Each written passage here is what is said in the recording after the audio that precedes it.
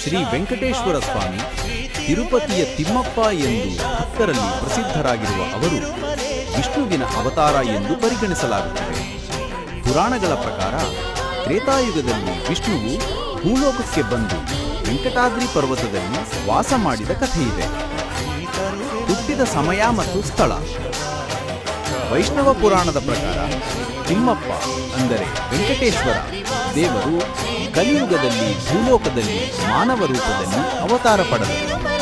ಅವರಿಗೆ ವೈಕುಂಠದ ಹವ್ಯಾಸವನ್ನು ಬಿಟ್ಟು ಭಕ್ತರಿಗಾಗಿ ಪೃಥ್ವಿ ಮೀದಿಗೆ ಬಂದರು ಎಂಬ ನಂಬಿಕೆ ಇದೆ. ಅವರು ತಿರುಮಲದ ಪವಿತ್ರ ಪರ್ವತಗಳಲ್ಲಿ ಸಂತೋಷದಿಂದ ಬಾಳಿದರು. ಬಾಲ್ಯದ ದಿವ್ಯತೆಗಳು. ತಿಮ್ಮಪ್ಪ ದೇವರು ಬಾಲ್ಯದಲ್ಲಿಯೇ ಮಾನವ ಸಾದೃಶ್ಯ ರೂಪದಲ್ಲಿ ತಿರುಮಲಾ ಪರ್ವತದ ಅರಣ್ಯದಲ್ಲಿ ತಪಸ್ಸು ಮಾಡುತ್ತಿದ್ದರು. ಭೂದೇವಿ ಮತ್ತು ಶ್ರೀದೇವಿಯ